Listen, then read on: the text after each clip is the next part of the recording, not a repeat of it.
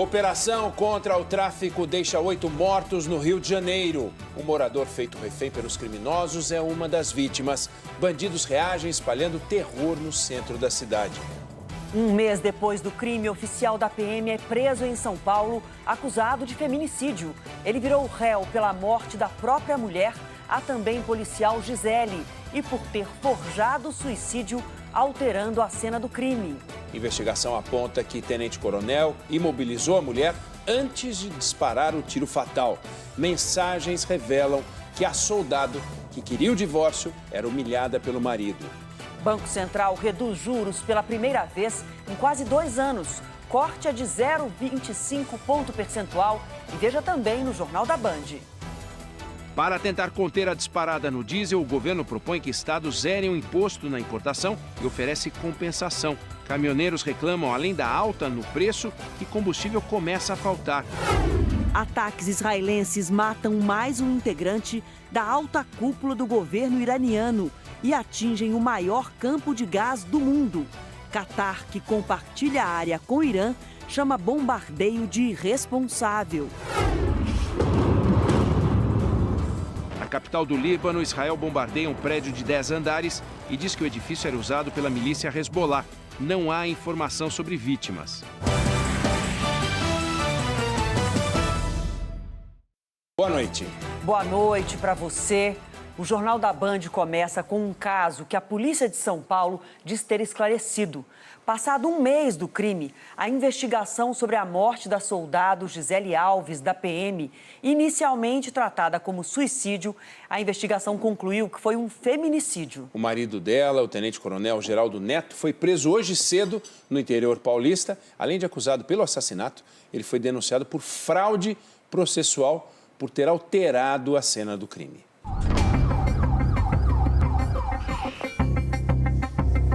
Era por volta das 8 horas da manhã, quando os policiais da Corregedoria da Polícia Militar e também os policiais civis da delegacia que investiga o caso chegaram ao prédio do tenente-coronel Geraldo Neto, em São José dos Campos, no interior de São Paulo. O oficial não ofereceu resistência à ordem de prisão, que foi decidida pela Justiça ainda na noite de ontem, após o pedido da própria Corregedoria da PM. A decisão foi com base nos laudos periciais e também pelo receio de que, solto, o policial pudesse atrapalhar as investigações. O mandado de prisão, para vocês terem uma ideia, saiu às 4h30 da manhã. Às 4h30 da manhã saiu esse mandato e prontamente a Corregedoria, está aí o corregedor, se prontificou junto com a Polícia Civil. Tem 2 mandados de prisão, tem o da Polícia Militar e tem o da Polícia Civil. O da Polícia Civil não saiu ainda. Pouco antes das 9 da manhã, ele deixou o prédio numa viatura da Corregedoria com destino à capital paulista. Em São Paulo, ele prestou depoimento na delegacia e foi indiciado pelos crimes de feminicídio, fraude processual e violência doméstica. Logo depois, passou por exame de corpo de delito no Hospital da Polícia Militar. Agora, o tenente-coronel Geraldo Neto vai ficar preso neste presídio, que é especial para policiais militares do estado de São Paulo. Nos primeiros dias, ele ficará isolado e depois deve ser colocado junto com outros criminosos. O prazo da prisão não foi definido. Na chegada à cadeia, ele foi recebido com abraços por colegas de farda. A defesa alega que o policial militar é inocente e que a Justiça Militar não é competente para determinar medidas invasivas, e sim a Justiça Comum. O Ministério Público de São Paulo formalizou hoje a denúncia para a Justiça, em que acusa o policial de feminicídio. Eu acredito ser o primeiro caso de feminicídio envolvendo um tenente-coronel da Polícia Militar, também envolvido uma policial feminina, vítima desse caso, né? Então, para nós, é realmente um caso emblemático, um caso que nos chocou bastante. E no final da tarde, a Justiça Comum decretou a prisão preventiva e tornou réu o tenente-coronel. Ainda hoje, aqui no Jornal da Band, a gente mostra detalhes da investigação, inclusive as mensagens que foram encontradas no celular do tenente-coronel e também o laudo que levou à acusação e à prisão do oficial da PM por feminicídio. Uma operação contra o tráfico no Rio de Janeiro terminou com 8 mortos. 7 eram bandidos. Um inocente, que era mantido refém, foi morto dentro de casa. Em represália à ação da polícia, criminosos incendiaram ônibus, fecharam ruas e o comércio na região central.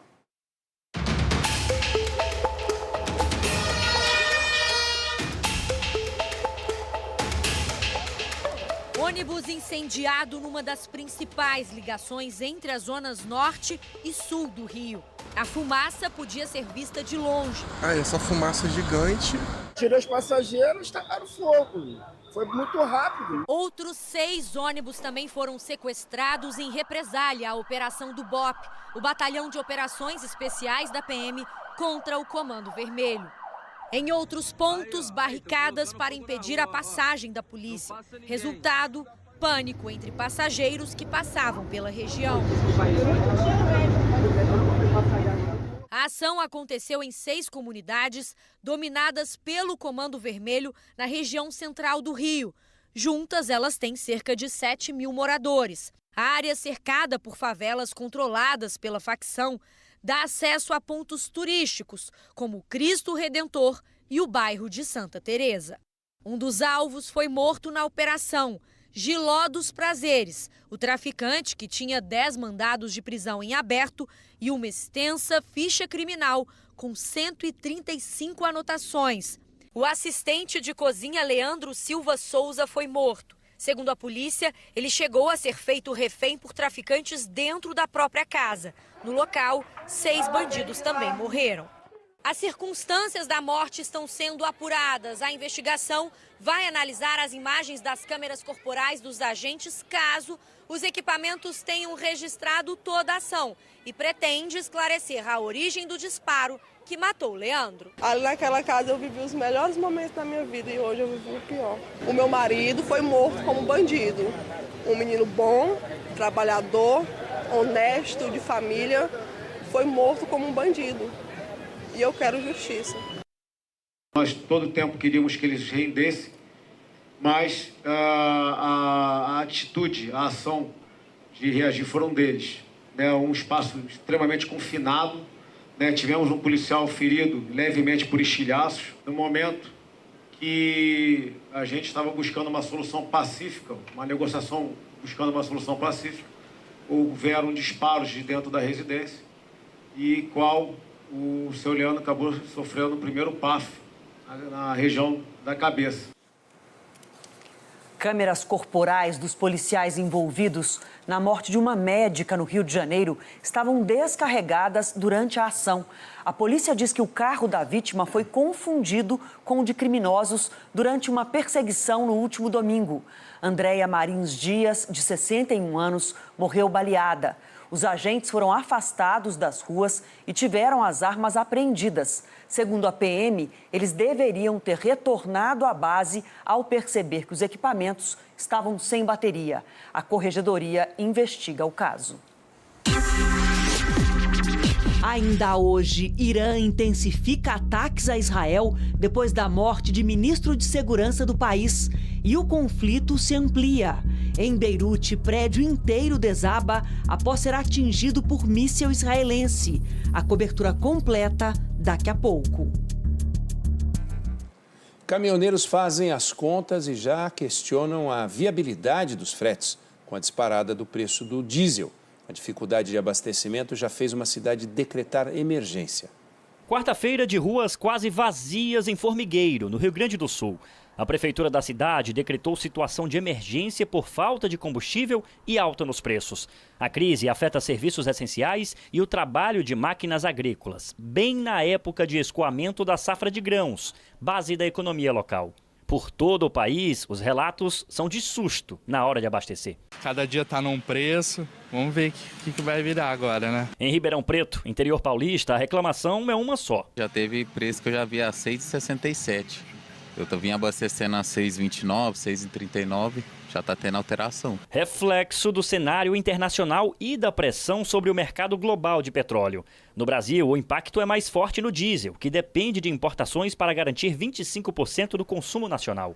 Nas estradas que ligam o norte ao sudeste, o efeito é imediato. Caminhoneiros sentem no tanque e no cálculo do lucro. Uma viagem que eu fazia por 4.000, 3.500, abaixou para 2.800. Em Sergipe e aqui na Bahia, a dinâmica é outra. Com uma refinaria 100% privada, os reajustes seguem a cotação internacional do petróleo.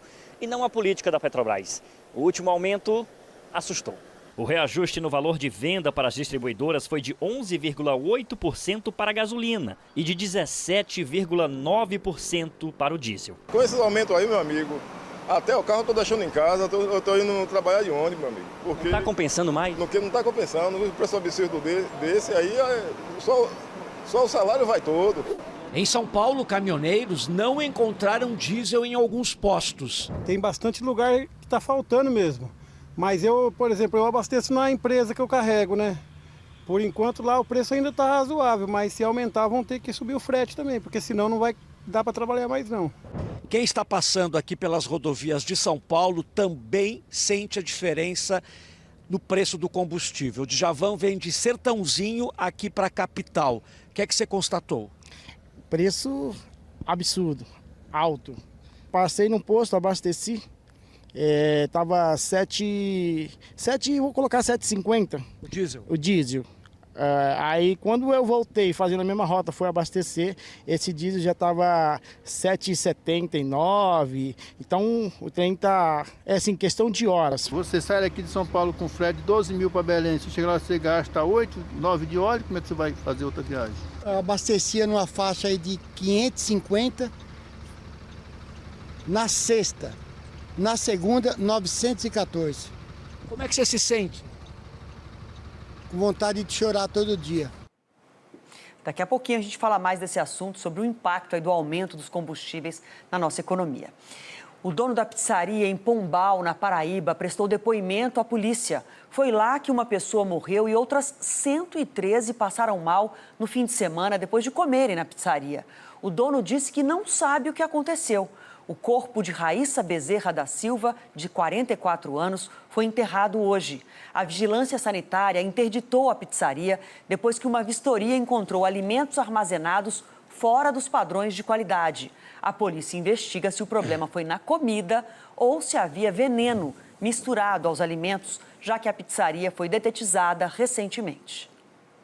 Israel intensificou os ataques aéreos no Líbano como parte da ofensiva contra o Hezbollah, milícia xiita apoiada pelo Irã.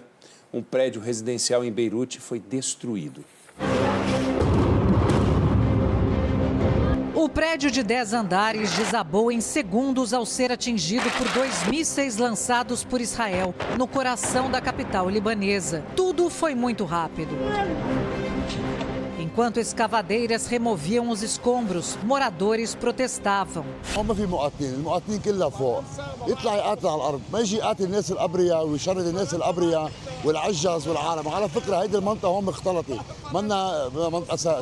Um médico americano que socorreu vítimas do atentado na maratona de Boston em 2013 disse que pagou por 7 anos para ter um apartamento no centro de Beirute para os filhos e lamentou que a casa dos sonhos foi reduzida a ruínas com armas americanas pagas com seus impostos. Um professor da Universidade Americana em Beirute também disse ter perdido um apartamento e desabafou. Essa loucura precisa parar. Antes do ataque, os militares israelenses emitiram um alerta afirmando que agiriam contra o prédio, que, segundo eles, seria uma instalação do Hezbollah. Não há informações sobre mortos ou feridos nesse bombardeio. O exército divulgou imagens próprias da ação. Outras regiões do Líbano também foram atacadas. Nesses bombardeios, 14 pessoas morreram. Em 2 semanas, a guerra no Líbano feriu ou matou o equivalente a uma sala de aula de crianças por dia. De acordo com o Ministério da Saúde libanês, pelo menos 111 crianças foram mortas e 334 ficaram feridas em ataques israelenses desde o dia 2 de março. No total, já são mais de 900 vítimas e 1 milhão de deslocados no país. Essa família muçulmana fugiu do sul e está abrigada em um estádio em Beirute. Eles lamentam não estarem seguindo as tradições do Ramadã, mês sagrado do calendário islâmico. عادتنا بالعائله نحن كلنا بالافراد بنقعد كلنا نفطر مع بعضنا. يعني بناكل على طاوله على سفره وحده. كنا غرباء ضمن الوطن. هاي المشكله. وهي اصعب من الحرب يعني. انك تكوني غريبه بوطنك اصعب من انه تكوني عم تقاتلي عدوك. Voltamos a falar da prisão do tenente-coronel Geraldo Neto, acusado pelo assassinato da mulher dele, a soldado Gisele Alves. O repórter Rodrigo Hidalgo teve acesso a mensagens de WhatsApp trocadas entre o casal e essas mensagens revelam um comportamento possessivo, controlador, autoritário e machista do policial. A gente começa com uma mensagem que ele enviou para a mulher 2 dias antes do assassinato. No dia 16 de fevereiro, o coronel Neto escreveu o seguinte: eu te trato como todo homem macho alfa trata a sua esposa, com amor, carinho, atenção e autoridade de macho alfa, provedor, e fêmea beta, obediente e submissa, como toda mulher casada deve ser. No início do mês, o casal teve uma discussão pelo WhatsApp. E aí agora a gente separou uma outra mensagem para vocês acompanharem. O tenente começa, primeiro, descrevendo ali todas as despesas, as contas da casa que ele pagava. E diz que a Gisele deveria retribuir. Da seguinte forma: você investe quanto? Não tem dinheiro? Beleza. Investe amor, carinho, atenção, dedicação, sexo. Mas nem isso você faz. E abaixo, a resposta da soldado Gisele: se você acha que só contribuindo com o dinheiro já está fazendo sua parte, ótimo, mas para mim não é assim que funciona. Nunca foi assim e não vai ser agora que vai mudar. Por mim, separamos. Não vou trocar sexo por moradia e ponto final. A gente vai acompanhar mais detalhes dessas mensagens estarrecedoras na reportagem do Hidalgo. Antes do disparo fatal, no dia 18 de fevereiro, já havia inúmeros sinais de uma relação marcada por abusos, humilhação e violência por parte do oficial da PM. Mensagens trocadas entre o tenente-coronel Geraldo Neto e a soldado Gisele Alves revelam um relacionamento tóxico. 12 dias antes do crime, Gisele fala sobre uma agressão que havia sofrido. Você não me respeita, não sabe conversar. Ontem, enfiou a mão na minha cara. No mesmo dia, Neto escreveu: marido provedor, esposa carinhosa e submissa, não tem atrito. 2 dias antes do crime, o tom machista do tenente-coronel é ainda mais explícito. Ele diz que trata a esposa com a autoridade de macho alfa provedor e que ela, assim como toda mulher casada, deve ser uma fêmea beta obediente e submissa. 48 horas depois, a policial militar foi encontrada com um tiro na cabeça dentro do apartamento do casal, no centro de São Paulo. Agora, o tenente-coronel foi preso e denunciado por feminicídio e fraude processual, já que alterou a cena do crime. A simulação reproduzida da perícia mostra que Neto chegou a imobilizar a mulher por trás, segurando a arma contra a têmpora dela. Os laudos da polícia desmentiram as alegações da defesa do tenente-coronel. Entre elas, que Gisele cometeu suicídio. A minha esposa é policial feminina. Ela se matou com um tiro na cabeça. A perícia mostrou que a soldado morreu com um tiro pelas costas, com impossibilidade técnica de suicídio. Neto disse que não houve agressão, mas foram encontradas lesões e marcas de imobilização. Ele afirmou que não teve contato com sangue, mas a perícia encontrou sangue no banheiro, nas roupas do tenente-coronel e em objetos. A defesa alegou que Neto não mexeu na cena do crime, mas o corpo foi movimentado e a arma posicionada. Obviamente, a polícia militar sai maculada disso, porque um dos seus integrantes está preso hoje, preso preventivamente, acusado de feminicídio. Mas a gente corta na própria carne para demonstrar que não há diferenciações quanto ao autor, principalmente em delitos como esse voltados à violência contra a mulher. De acordo com a denúncia apresentada hoje, o Ministério Público afirma que o tenente-coronel agia de forma possessiva, controladora e autoritária. Segundo as promotoras, ele matou a esposa de forma covarde, movido por um sentimento de posse, porque ela queria o divórcio. Na decisão em que decretou a prisão preventiva, o juiz afirma ainda que o tenente-coronel levava a hierarquia e a autoridade da corporação para dentro do relacionamento como forma de controle e opressão sobre a vítima. Para o magistrado, esse comportamento é agravante e reforça a decisão que levou à prisão preventiva do oficial. Antes do primeiro tapa, geralmente vem um grito, uma ofensa, uma chantagem. Antes do primeiro soco, vem a humilhação, a tentativa de manipular, de controlar, de subjugar a mulher. Isso tem nome. É violência psicológica, é crime. E é assim que o ciclo da violência começa. O tenente-coronel Geraldo Rosa, que matou a mulher, Gisele Alves, não tinha nem medo de registrar a violência que praticava. Deixou tudo bem explícito nas mensagens. O crime pode não ter sido premeditado nos detalhes, como afirma a polícia. Mas qualquer homem que age como o tenente-coronel é capaz de agredir, de espancar e também de matar. Porque simplesmente, para esses homens, mulheres valem menos, têm que ser dominadas. Mas nós, mulheres, todas nós, temos o poder de dizer não, de escapar de homens assim. Mas tem que ser no primeiro sinal, na primeira ameaça, antes que seja tarde. A soldado Gisele queria se separar, mas infelizmente o marido feminicida encerrou a história dela antes. Se você está vivendo algo semelhante, você está em perigo e precisa agir. Ligue 180 e peça ajuda. Israel matou mais um integrante do alto escalão do governo iraniano. A retaliação tem sido ataques com bombas que se espalham e atingem alvos civis e também causam mortes no território israelense. O som das sirenes alertava os israelenses sobre o perigo que vinha do alto. Vários pontos de luz surgiram no céu de Tel Aviv durante a madrugada, cada um deles com um potencial destrutivo enorme. Eram bombas de fragmentação, lançadas pelo Irã numa resposta à morte de Ali Larijani, um dos homens mais poderosos do regime islâmico e chefe do Conselho Supremo de Segurança Nacional. Os maiores estragos aconteceram em Ramat Gan e Holon, nos arredores de Tel Aviv. 2 pessoas morreram e 5 ficaram feridas, segundo o governo de Israel.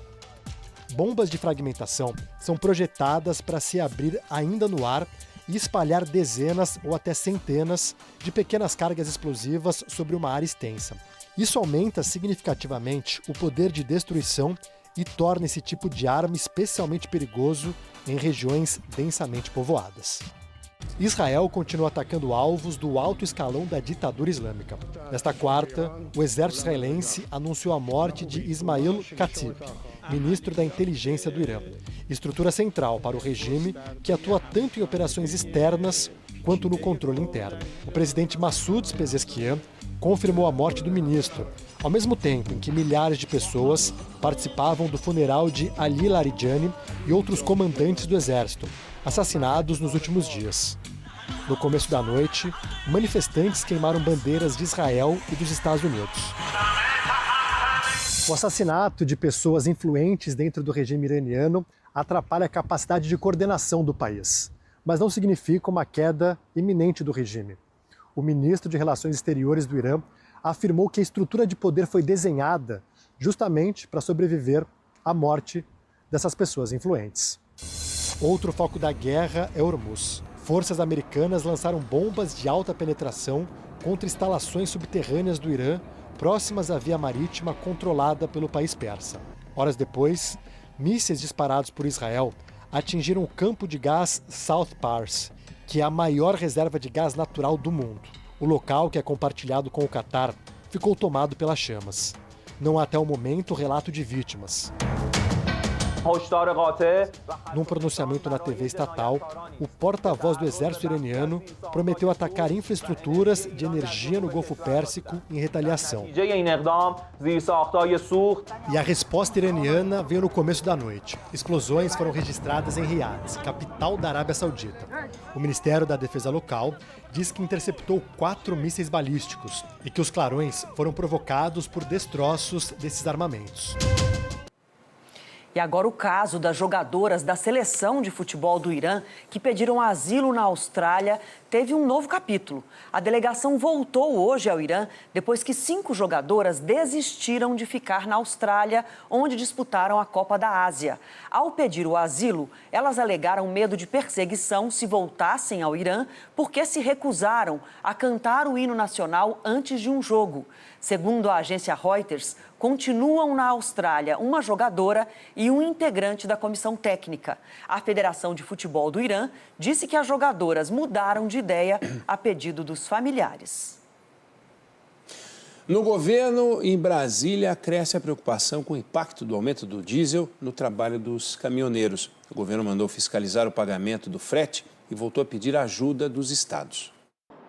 Um país que se move sobre rodas, no meio de uma crise no fornecimento de combustíveis. No governo, a avaliação é de que o cenário exige uma resposta rápida para conter os impactos no abastecimento e, consequentemente, o efeito cascata em toda a economia. Tentando conter a pressão, o ministro dos Transportes, Renan Filho, anunciou hoje uma fiscalização mais rígida e o reforço no cumprimento da tabela do frete mínimo, uma das principais demandas dos caminhoneiros. O governo vai suspender de forma imediata o registro de empresas que descumprirem a tabela. O foco vai ser a interrupção da irregularidade. Nós teremos foco na responsabilização. Tanto o embarcador, que é o dono da carga, quanto o transportador serão responsabilizados, mas também, se isso não for suficiente, os próprios proprietários das empresas. Em janeiro, foram registradas 40 mil autuações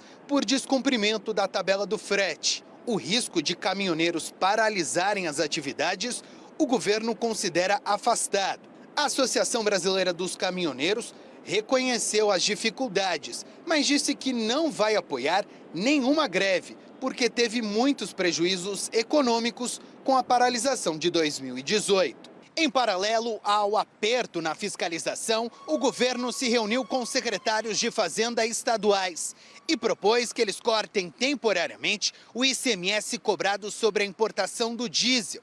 O custo disso seria dividido entre os estados e a União. Caso os estados concordem, o que seria muito importante para garantir abastecimento, para garantir essa oferta forte e firme de diesel no país, é que a gente faça isso da forma mais ágil possível. Segundo o Ministério da Fazenda, a medida ainda em debate valeria por 2 meses, a um custo de 3 bilhões de reais. Bom, e com medo de faltar combustível, motoristas fizeram longas filas em postos no litoral de Santa Catarina. Quem traz as informações para a gente ao vivo agora é o Rodrigo Cardoso. Boa noite para você, Rodrigo. Boa noite, Adriana. O movimento de motoristas foi intenso no litoral norte do estado na procura pelos combustíveis. Em cidades como Balneário Camboriú, Itapema, Camboriú e Itajaí, motoristas enfrentaram filas para abastecer os veículos e houve casos pontuais de escassez de óleo diesel e também de gasolina. Aqui na capital, houve registro de filas em postos de combustíveis do norte da ilha, região que sempre recebe muitos turistas no verão nessa época do ano. Em postos da região, a situação foi de muita fila e muita dificuldade para os motoristas. A falta de combustível levou prefeituras aqui do estado a adotarem medidas de emergência, de racionamento, apenas priorizando os serviços essenciais, como é o caso de saúde, emergência e segurança. A preocupação da população é reflexo direto da guerra no Oriente Médio e foi aumentada, ampliada pela perspectiva de greve dos trabalhadores dos caminhoneiros, anunciada para esta quinta-feira, e é motivada, então, pelo reajuste na tabela do frete em meio à disparada no preço do óleo diesel. Adriana. Daqui a pouco, o microfone não perdoa. Deputado de Mato Grosso é flagrado comemorando vitória de sua empresa em licitação milionária. Quase 200 milhões só em 3 anos. E o caso Master. Polícia Federal pede prorrogação de inquérito por 60 dias. CPI aprova a convocação da ex-noiva de Daniel Vorcaro. É já já. A convivência entre crianças e cachorros precisa de supervisão e supervisão permanente. Os atendimentos no SUS para casos de mordidas aumentaram nos últimos anos. Em situações mais graves, os ataques podem até acabar em morte. Eles são fofos demais, fazem a alegria da criançada e são parte da família de muita gente. Só que essa ligação afetiva também precisa ser segura. O número de internações hospitalares no Sistema Único de Saúde por mordidas de cães aumentou mais de 40% em 5 anos. Um dos casos foi no fim do ano, no Espírito Santo. Uma criança de 1 ano e 7 meses ficou gravemente ferida no rosto ao ser atacada pelo cachorro da própria família. O menino ficou 14 dias internado e hoje se recupera em casa. A família doou o cachorro para um vizinho. Ter que abrir mão dele foi muito difícil, foi uma decisão muito difícil. Só que o coração de mãe, o que eu passei, o que meu filho passou lá, que eu vi o trauma que ele ficou lá no hospital, eu não poderia ter feito diferente. Mesmo um cachorro muito dócil pode ter uma reação inesperada, como um instinto de defesa e machucar alguém. Essas situações geralmente acontecem quando ele está se alimentando ou quando alguém tenta tirar um objeto dele. Isso porque o cão também sente ciúmes e frustração, mesmo quando está perto de quem considera o dono. Um cuidado que os humanos precisam ter é nunca se aproximar demais da boca do cão com o rosto, né? Evitar abraçar, evitar chegar muito próximo. A recomendação é nunca deixar uma criança pequena sozinha com o cachorro, já que ela não consegue se defender. Esse médico alerta que mordidas de cães podem provocar lesões permanentes. São lesões difíceis de reparar pelo aspecto de infecção e podem ser lesões profundas. Sendo lesões profundas, como nesse caso, pode ter, além da cicatriz externa, a chance de lesão do nervo facial. Todo cuidado é pouco. Agora o caso Master, a defesa de Daniel Vorcaro procurou o Supremo Tribunal Federal para discutir a possibilidade de um acordo de delação premiada, o que aumenta a tensão em Brasília. Hoje, a ex-namorada do banqueiro foi convocada para depor na CPI do crime organizado. Mansão de R$500 bilhão em Miami, nos Estados Unidos. Carros que juntos valem mais de R$3 milhões. Bens em nome de Daniel Vorcaro e da ex-namorada Marta Graeff, convocada hoje pela CPI do crime organizado. Os senadores dizem que o objetivo é rastrear a origem do dinheiro do dono do Master e saber se ele tem mais recursos fora do país. Os parlamentares já foram avisados que dificilmente a ex-namorada de Vorcaro vai aparecer na comissão. Marta mora na Flórida e já negou o envolvimento nos negócios de Vorcaro. Uma sessão secreta para que ela possa falar dos contatos políticos do banqueiro está sendo negociada. A possibilidade de uma delação premiada de Vorcaro atormenta Brasília. Advogados do banqueiro estiveram no Supremo para sondar a possibilidade de um acordo. Ouviram do gabinete de André Mendonça que, se o dono do Master ajudar na investigação e apresentar provas do que fala, dificilmente uma delação deixaria de ser aceita. Aqui no Congresso causou um incômodo a possibilidade de o Supremo ser poupado numa delação. Parlamentares avaliam que as relações próximas com o Judiciário teriam também que estar num processo de acordo. A delação tem de ser por completo. Não dá para ser delação só de um poder. Se é delação, tem de ser por completo e tem de desnudar todo mundo, todos os poderes. O ministro André Mendonça prorrogou o inquérito por mais 60 dias. A PF tinha pedido mais tempo para investigar o caso. O clima continua tenso no Supremo. O ministro Dias Toffoli está sendo pressionado pelo governo para se afastar do tribunal e depois renunciar. A avaliação é de que o ministro terá vida difícil na corte se a Polícia Federal descobrir mais fatos que o liguem ao Master. Toffoli deixou a relatoria do caso depois de admitir que era sócio de uma empresa que vendeu cotas de um resort para fundos ligados ao Master, por mais de R$30 milhões. O ministro já avisou que não pretende deixar o cargo. O Supremo também foi arrastado para a crise, depois de uma suposta troca de mensagens entre Alexandre de Moraes e Daniel Vorcaro. O ministro nega que a conversa tenha acontecido. Há também um contrato de R$129 milhões do escritório da mulher de Moraes, Viviane Barsi, com o Master. Temperatura alta em Brasília, hein? E vai subir mais. Não é? A Polícia Federal recolheu hoje as informações sigilosas do banqueiro Daniel Vorcaro, que estavam em poder da CPMI do INSS. Ao vivo, o Caian Messina traz as informações. Caian, tá bem quente aí, né? De leve, Oineg. Boa noite a todos. A Polícia Federal já realizou a retirada de informações sensíveis de Daniel Vorcaro, que estavam na sala cofre da CPMI do INSS. Os computadores dessa sala da comissão foram, inclusive, formatados. Foi uma determinação do ministro relator do caso, André Mendonça, após o vazamento de dados que não são relacionados ao inquérito, como vídeos íntimos, por exemplo. Em nota, a PF destacou que dentro do Senado, alguém conseguiu dados de celulares que já tinham sido excluídos, porque o pedido foi feito diretamente à empresa provedora de telefonia. E isso gerou um novo fluxo de armazenamento de arquivos fora da cadeia de custódia da investigação. Também em nota, a presidência da CPMI disse que não foi notificada previamente e ressaltou que não tem responsabilidade sobre a cadeia de custódia. Uma das preocupações do Supremo é com a eventual anulação de provas no futuro. Voltamos a São Paulo. Obrigado, Caian. Alunos de uma escola de São Paulo foram suspensos depois de espalhar no WhatsApp uma lista de meninas que, segundo eles, seriam estupráveis. No Rio de Janeiro, 5 estudantes, um deles menor de idade, respondem pelo estupro coletivo de uma jovem de 17 anos. São esses casos terríveis envolvendo adolescentes que reforçam a necessidade de mudanças profundas na educação dos meninos.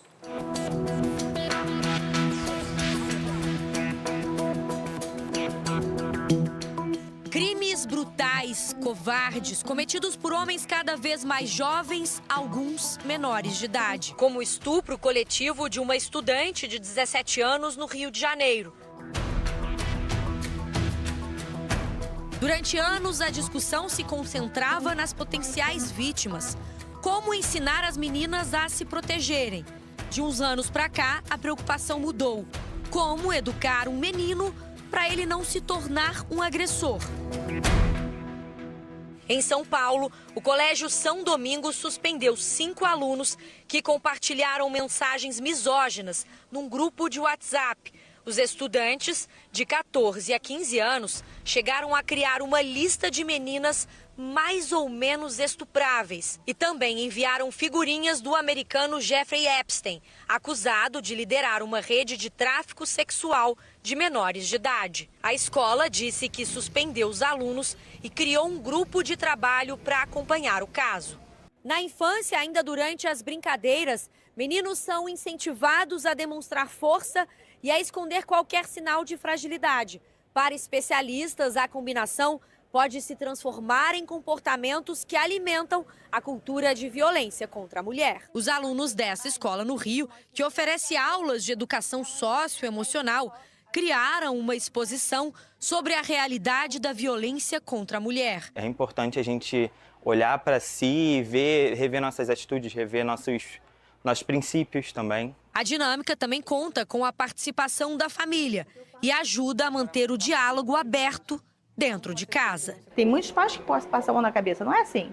Porque senão não vai criar homens como, né? Um comportamento tóxico que ganhou ainda mais força na internet, com os chamados perfis Red Pills. Homens que consideram a mulher uma ameaça, alguém que precisa ser controlada ou descartada. A primeira coisa que a gente precisa aprender é trabalhar a educação emocional com esses meninos. Trabalhar com esses meninos que ser vulnerável não é ser menor do que ninguém, para que eles cresçam sabendo lidar com frustração, para que eles cresçam sabendo lidar com o não dessas meninas. Eu acho que é o que a gente precisa fazer primeiro dentro das casas hoje. É na internet que essa garotada está aprendendo esse discurso de ódio contra as mulheres, aprendendo a idolatrar Jeffrey Epstein. Bom, e é por isso que a gente fala agora do ECA Digital, que já está em vigor, foi criado justamente para tentar proteger crianças e adolescentes nas redes sociais, sites e nos jogos online. Só que várias páginas e plataformas seguem sem confirmar a idade dos usuários, um dos principais pontos da nova lei. Nesta plataforma de vídeos, bastou fazer um cadastro para acessar todo tipo de conteúdo. Este site pornográfico ainda aceitava a autodeclaração de idade, que foi banida pelo ECA Digital. Nada foi pedido nesta plataforma de jogos online, uma das mais acessadas por crianças e adolescentes. Já usuários desta rede social tiveram que confirmar a idade por meio de fotos ou outras informações para acessar conteúdos considerados sensíveis. Um dia depois do Estatuto Digital da Criança e do Adolescente entrar em vigor, pouca coisa mudou na prática. As plataformas dizem que aguardam diretrizes para adotar as medidas de acordo com os critérios determinados pela lei.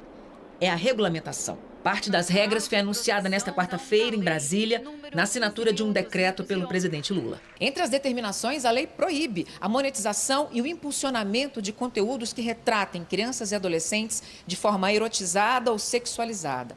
As empresas que exploram a imagem ou a rotina de crianças e adolescentes nas redes, os influenciadores mirins, terão que pedir aos responsáveis uma autorização prévia concedida pela Justiça. E foi criado dentro da Polícia Federal um núcleo específico para receber e investigar as denúncias. O ECA Digital vai ser implementado em etapas e o cronograma ainda vai ser apresentado.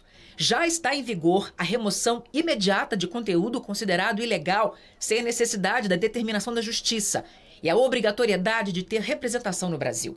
A verificação de idade, a supervisão parental, além de outras ações, ainda dependem de regras que serão anunciadas pela Agência Nacional de Proteção de Dados. E que deve começar por aqueles, digamos, provedores de conteúdo cujo risco à integridade física e mental das crianças sejam maiores.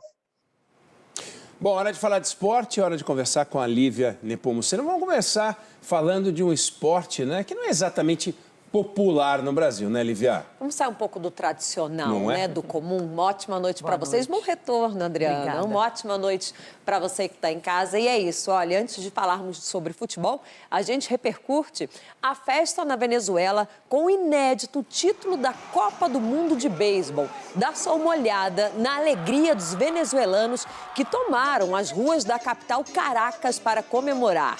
Em Miami, nos Estados Unidos, palco da grande final, os venezuelanos que vivem por lá também saíram às ruas. E não pense que foi fácil vencer.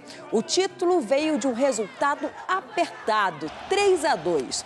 Com a conquista, a Venezuela se tornou a segunda seleção latino-americana a vencer a Copa do Mundo de Beisebol. A primeira foi a República Dominicana em 2013. Tem que comemorar. Da alegria da conquista inédita para a reviravolta do título da Copa Africana de Nações. Depois de ter o título retirado pela Confederação Africana de Futebol, Senegal pediu uma investigação internacional independente. No lugar do Senegal, a Confederação declarou a seleção do Marrocos campeã. A confusão toda começou no final da Copa Africana, em janeiro.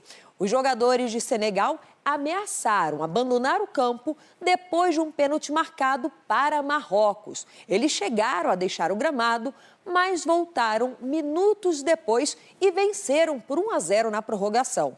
Agora, os dirigentes decidiram que houve abandono de campo e puniram Senegal.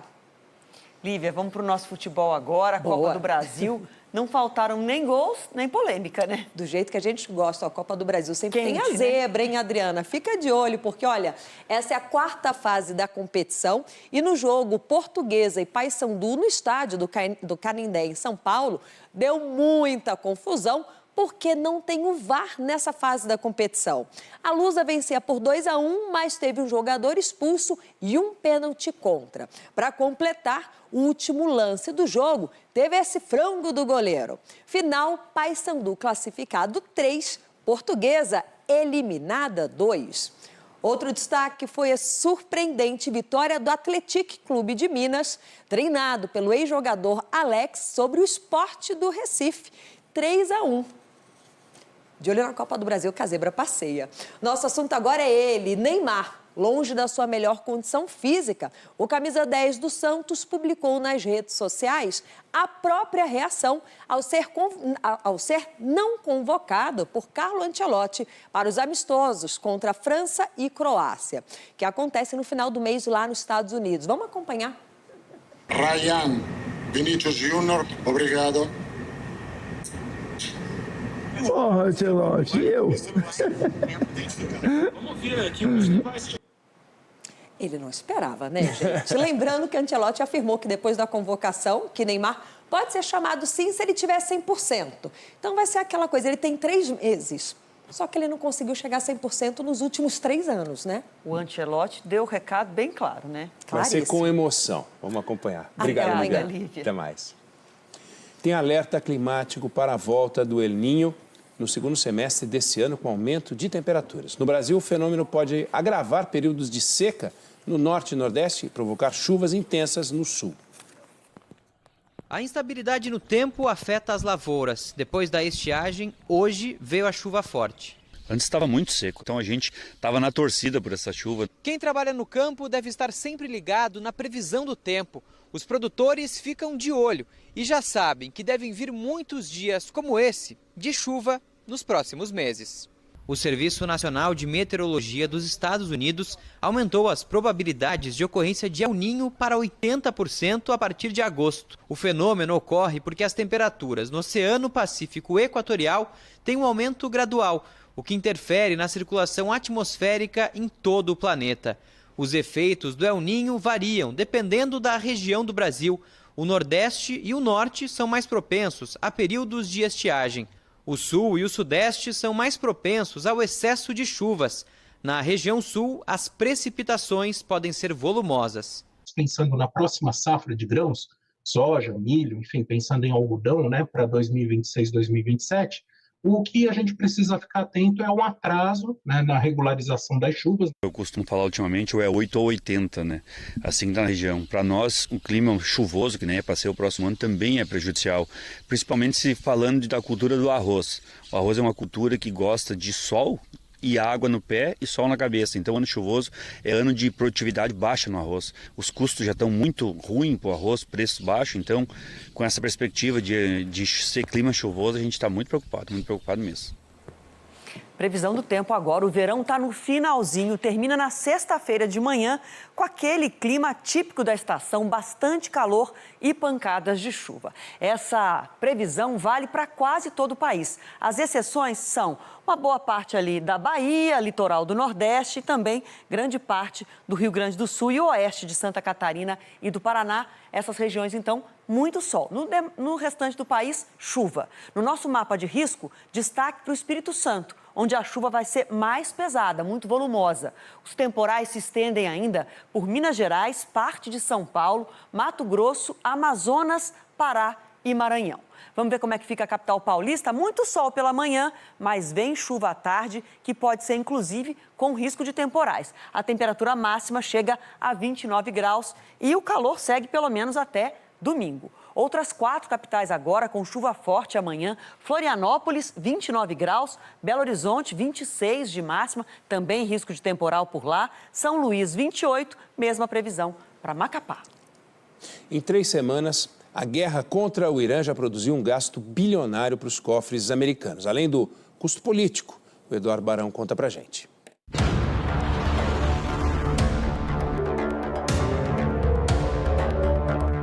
$16 bilhões e 500 milhões de dólares. Essa é a estimativa de gastos do governo americano nos primeiros 12 dias do conflito com o Irã.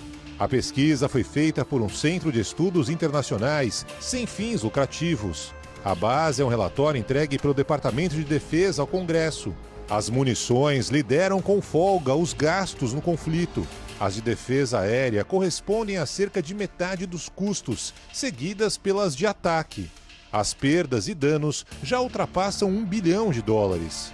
Já os aviões e navios são os gastos menores. A maior parte desse dinheiro não está no orçamento do governo americano, o que acende o alerta sobre o impacto nas contas públicas e pode obrigar Donald Trump a pedir fundos adicionais ao Congresso. É um modo de guerrear muito caro porque ele é feito para ser decisivo. Entretanto, ele é decisivo contra atores que não tenham tanta capacidade de resistência ou de resiliência, o que não é o caso do Irã. O Irã tem demonstrado, apesar de absorver os ataques, uma enorme capacidade de resiliência a esses ataques. Esse site, que simula os gastos em tempo real com base nos dados fornecidos pelo Departamento de Defesa, estima que o valor possa já ter ultrapassado os $20 bilhões até esta quarta-feira. A guerra no Oriente Médio também pressiona politicamente o presidente americano. A ofensiva já provocou a primeira grande baixa no governo. O chefe do Centro Nacional de Contra-Terrorismo, Joe Kent, pediu demissão em protesto contra a guerra. Ex-militar das Forças Especiais e ex-agente da CIA, Kent lutou na Guerra do Iraque e é ligado ao MAGA, grupo político que apoiou fortemente a eleição de Trump. A saída dele é simbólica. É a primeira ruptura de alto escalão dentro do governo por causa da guerra e expõe divisões na base política do presidente. Outro reflexo que preocupa o governo americano é o preço dos combustíveis. O aumento do barril do petróleo pressiona a inflação e o custo de vida. E o resultado é um efeito em cadeia. Gasolina mais cara, transporte mais caro, alimentos mais caros e um desgaste político crescente para a Casa Branca. A seguir, o Banco Central reduz a taxa básica de juros pela primeira vez em quase 2 anos. Sem perceber que o microfone estava ligado, deputado comemora a vitória em licitação para a obra milionária em Mato Grosso. Estados Unidos tentam acelerar acordo com o Brasil para investimento na exploração de minerais estratégicos que são usados na tecnologia de ponta. Pausa muito breve aqui no Jornal da Band, a gente já volta em instantes. Você fica aí com a gente, não sai daí.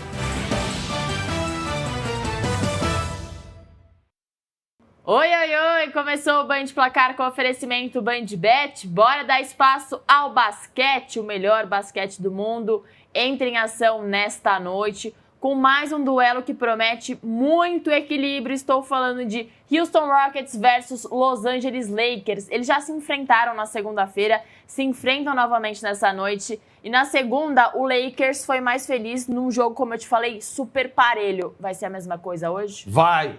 Os Los Angeles Lakers venceram por 100-92, jogando no Texas, né? O Houston teve uma baixa muito importante para essa partida, o pivô turco Alperen Şengün, que não entrou em quadra e é dúvida para esse confronto de hoje. Esse cara aqui, ó, camisa 7, Kevin Durant, é a grande arma da equipe texana para tentar subjugar os Lakers, que vêm em um momento melhor na NBA. Aliás, quando a gente fala da equipe californiana, tem Luka Doncic jogando demais, sem novidades. Para mim, o melhor jogador em atividade de basquete no mundo inteiro. Tem o LeBron James, Marcus Smart, Austin Reeves está jogando muito. Rui Hashimura, que vem do banco de reservas, é um timaço esse, e que finalmente consegue ter uma curva ascendente de desempenho no momento que a gente vê que antevê os playoffs da NBA. Então eu boto fé nesse time do Los Angeles Lakers. Aponte sua câmera para o QR Code que aparece aqui em cima.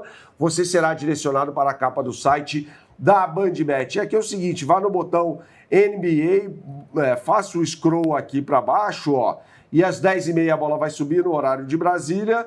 O Lakers pagando 2,13, uma ótima odd. Eu acho que o Lakers ganha de novo. De novo? Do Houston Rockets, mesmo jogando fora de casa. Esse time Los Angeles Lakers, como eu disse anteriormente, é muito bom. O que você sempre fala por aqui? Jogue com responsabilidade, essa para maiores de 18 anos. Estamos de volta. Economia agora. O Banco Central reduziu a taxa básica de juros em 0,25 ponto percentual. Aquele fiapinho que foi cortado, né? A Juliana Rosa está aqui para conversar com a gente. Ju, corte pequeno, mas dentro do esperado. Com certeza, dentro do esperado. Adriana, boa noite para você, para o Aineg, boa noite para você. Diante aí da disparada do petróleo, a expectativa era que o Banco Central fosse mesmo cauteloso hoje. Como foi? A taxa básica de juros do país, que é referência para todas as outras taxas que você encontra no sistema financeiro, caiu de 15% para 14,75% ao ano, corte pequenininho de 0,25 ponto percentual. O Banco Central diz aqui no comunicado o seguinte, que ele considera os efeitos dos conflitos no Oriente Médio que afetam direta e indiretamente a inflação aqui no Brasil. E diz também que não tem clareza sobre a duração desse conflito. Hoje mesmo o petróleo acelerou, fechou em $107 e o dólar subiu, foi para R$ 5,24. Mesmo assim, o Banco Central está dizendo que vê espaço para cortar juros, porque a economia está crescendo mais devagar e a inflação está diminuindo. É realmente um juro exagerado. E apesar do conservadorismo de hoje, o Banco Central indicou que outros cortes podem acontecer. Falou que a queda de hoje foi o início de um processo. Ou seja, se nas próximas 6 semanas, na próxima reunião, tiver alívio da guerra, dos preços do petróleo, pode ter corte de até 0,75 ponto percentual. Essa é a leitura dos analistas nesse momento. Uma bela esperança em meio ao alto endividamento no país. Agora é torcer para a guerra acabar logo, né? Pois é. Obrigado, Juliana. Tchau, tchau. Tchau, até amanhã. De olho em minerais estratégicos do Brasil, o governo americano promoveu hoje um encontro. Aconteceu em São Paulo. Um encontro para tentar acelerar acordos e também investimentos. Os Estados Unidos tratam o Brasil como parceiro estratégico para poder fazer frente à China. Matérias-primas fundamentais para fabricar chips de computador, turbinas para produção de energia eólica e baterias potentes, cada vez mais usadas em carros e celulares. O Brasil tem a segunda maior reserva de minerais críticos do mundo, atrás apenas da China. Um grupo com 17 elementos químicos que valem uma fortuna. Entre os minerais estão o túlio, usado em equipamentos de raio-x, e o escândio, essencial para a indústria aeroespacial. Além de possuir terras com esse material importante, é necessário também investir em usinas para beneficiar o minério. Ao transformar a matéria-prima, o produto ganha mais valor antes de ser vendido. E esse é o grande desafio. Apesar da quantidade imensa de terras raras, o Brasil ainda não refina. E por que isso é fundamental? Em média, uma tonelada de minério crítico concentrada vale $110 mil. Refinado, o valor fica até 15 vezes mais caro. Um seminário hoje em São Paulo, promovido pelo governo americano, discutiu acordos e investimentos nessa área com empresários brasileiros.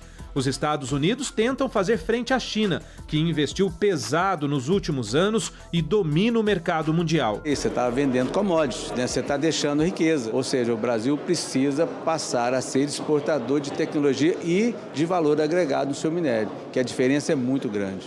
A única operação comercial de terras raras no Brasil está em Minasul, Goiás. A mineradora Serra Verde recebeu quase $600 milhões de investimentos de uma agência do governo americano. É importante que as comunidades sejam beneficiadas, que as empresas sejam beneficiadas, e esse é o grande desafio, como a gente faz um arranjo que estimula todo mundo, que todo mundo saia melhor.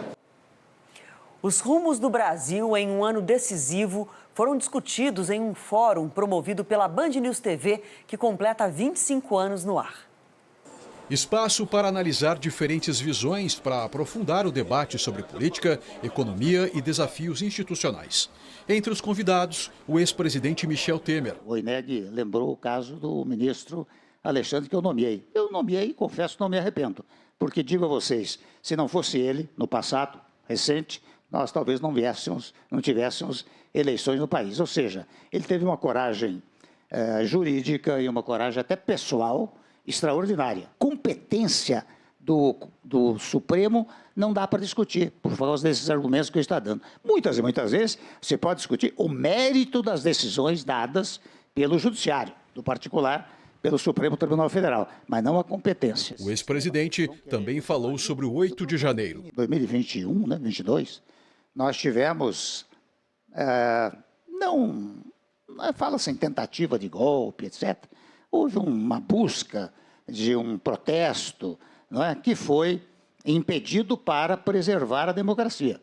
Quando eu disse até num dado momento, olha, a democracia no país está consolidada, entre outros temas, exata e precisamente porque nos últimos tempos houve decisões que preservaram a democracia. O presidente nacional do PSD, Gilberto Kassab, reforçou que o Brasil vive um momento de forte disputa política e a necessidade de um equilíbrio. O mais importante é que a gente tenha uma alternativa para o Brasil, levando para a sociedade a discussão de alguns pontos de vista que são fundamentais. Por exemplo, combate à corrupção.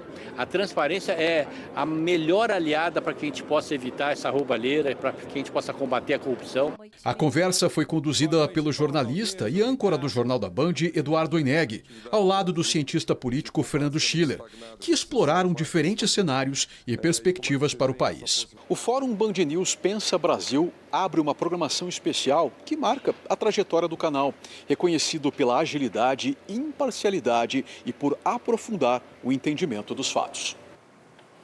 A seguir, deputado comemora a vitória em licitação para obra milionária em Mato Grosso e diz que foi vício de linguagem.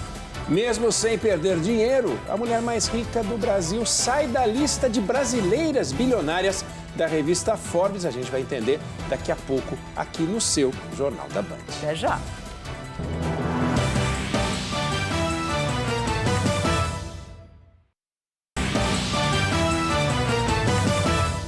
Olha essa história. Um deputado do Mato Grosso foi flagrado comemorando vitória numa licitação milionária para obras no estado. Foi durante a assinatura de um contrato de 250 milhões de reais para a execução de obras na cidade de Pontes e Lacerda. No evento com o governador Mauro Mendes, o deputado estadual Valmir Moreto celebra a vitória de sua empresa na licitação. Só esqueceu que o microfone estava ligado. Quase 200 milhões só em 3 anos. Citado isso, essas duas? Quantas três? Quem ganhou? Duas é a Grimate e uma é a minha. Depois da repercussão, o deputado afirmou que a fala foi vício de linguagem. Valmir Moreto disse que foi fundador de empresa de construção civil, mas que sua participação foi encerrada antes dele assumir como deputado estadual. Em nota, o governo de Mato Grosso disse que processos licitatórios seguem critérios técnicos e que não há nenhuma obra contratada pelo estado com empresas de parlamentares. Mesmo sem perder nenhum centavo, a mulher mais rica do país saiu da lista de brasileiras mais ricas da revista Forbes. Ela se chama Vic Safra, é viúva do fundador do Banco Safra. A mudança não tem relação com a fortuna, que aliás cresceu 30%, chegando a 27 bilhões de dólares, mas sim com a nacionalidade. Agora, a revista americana considera Vic Safra como grega. A bilionária nasceu na Grécia, mas foi naturalizada brasileira. Segundo a Forbes, a mudança aconteceu porque a viúva vive no exterior há vários anos e não possui muitos bens do Brasil. Atualmente, ela mora na Suíça. Obrigada pela sua companhia. É bom estar de volta aqui com vocês, viu? Fica agora com a novela Guerra das Rosas e logo depois tem as emoções finais de Cruel Istambul. Boa noite e amanhã tem mais. Tchau, até amanhã.